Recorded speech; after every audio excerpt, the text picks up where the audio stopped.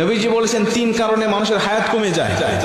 তিনটা আমল করলে, তিনটা বদ আমলে মানুষের হায়াত কমে যায়। দুনিয়ার জমিনে হায়াত কমে যায়, কমতে থাকে, হায়াতও কমে যায়, রিজিকও কমে যায়। বলতে পারেন হুজুর আমরা জানি হায়াত সীমাবদ্ধ, তাহলে হায়াত কেমনে কমে? নবীজি বলছেন, বুখারীর বর্ণনায় আবু হুরায়রা রাদিয়াল্লাহু তাআলা হাদিসে বর্ণনা করেছেন, মানুষের কিছু নেক আমলের কারণে হায়াতের মধ্যে আল্লাহ বরকত দান করে, আবার বদ আমলের কারণে আল্লাহ পাক মানুষের হায়াতের মধ্য থেকে বরকত ছিনিয়ে নেয়, ওই মানুষটা দ্রুত দুনিয়া থেকে বিদায় নিয়ে চলে যায়। হায়াত নির্ধারিত, রিজিকও নির্ধারিত, কিন্তু আল্লাহ পাক এর মধ্যে বরকত রেখে দেয়। একটা উদাহরণ দিয়ে ভালো বুঝবেন। হালাল পথে কেউ ইনকাম করে মাসে 10,000 টাকা, হারাম পথে কেউ ইনকাম করে মাসে 50,000 টাকা।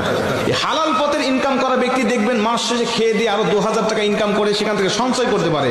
50,000 টাকা যিনি হারাম পথে ইনকাম করে, মাস শেষে তাকে আরো 10,000 টাকা ঋণ করতে হয়। কথা কোন ঠিক না? তার মানে হালালের মধ্যে আল্লাহ বরকত রেখে দিয়েছেন, হারামের মধ্যে কোনো বরকত নেই। নবীজি বলছেন হাদিসের মধ্যে, যদি ওই ব্যক্তি আল্লাহ পাকের নাশুকরি করে, আল্লাহ পাকের শুকরিয়া আদায় থেকে মুখ ফিরিয়ে নেয়, তখন আল্লাহ পাক তার হায়াতটাকে সংকীর্ণ করে দেয়, হায়াতের মধ্যে থেকে বরকত আল্লাহ পাক ছিনিয়ে নেয়। এজন্য সব সময় আমরা হায়াতের আল্লাহ পাকের শুকরিয়া আদায় করতে থাকবো ইনশাআল্লাহ। যে পজিশনে রেখেছি আমরা ওই পজিশন থেকে শুকরিয়া করব। 2 নম্বরে নবীজি বলছেন, ওই ব্যক্তির হায়াতটাকে আল্লাহ পাক সংকীর্ণ করে দেয় যেই ব্যক্তি দুনিয়ার জমিনে প্রয়োজনের থেকে অতিরিক্ত খাবার খায়। মানুষের রিজিক কিন্তু নির্ধারিত, আমরা জানি। রিজিক শেষ হয়ে যাবে, আপনার হায়াত ফুরিয়ে যাবে, আপনি দুনিয়া থেকে বিদায় নিয়ে চলে যাবেন। একটা দানা যখন আপনার জন্য পৃথিবীর এই প্রান্ত থেকে ও প্রান্ত ফেরেশতারা খুঁজে পাবেন না, আপনার রিজিকের ব্যবস্থা হবে না, সেদিন মালাকুল মউত আপনার কাছে উপস্থিত হয়ে যাবে। খাবার খাবেন, হিসাব করে খাবেন। 3 নম্বরে নবীজি সাল্লাল্লাহু আলাইহি ওয়াসাল্লাম বলছেন, ওই ব্যক্তির হায়াত আল্লাহ পাক ফুরিয়ে নেয়, কমিয়ে নেয়। ওই ব্যক্তিকে আল্লাহ পাক দ্রুত তার হায়াতের মধ্য থেকে বরকত আল্লাহ পাক ছিনিয়ে নেয় যেই ব্যক্তি আত্মীয়তার সম্পর্ক ছিন্ন করে ফেলে। আত্মীয়তার সম্পর্ক ছিন্ন করা মানুষ এখন আমাদের সমাজে বাড়তেছে না কমতেছে? আমার হক, আমার হক আমার বোন পাবে, আমার বোন আমার বাবার থেকে হকটা নিয়ে চলে গেছে। আমি বুঝেছি আমার বোন কেন আমার হক নিয়ে চলে গেল, আমার ফুফু কেন হক নিয়ে চলে গেল, আমি তখন থেকে আমার বোনের সাথে ফুফুর সাথে আমি সম্পর্ক ছিন্ন করে ফেলেছি। ঠিক না ঠিক?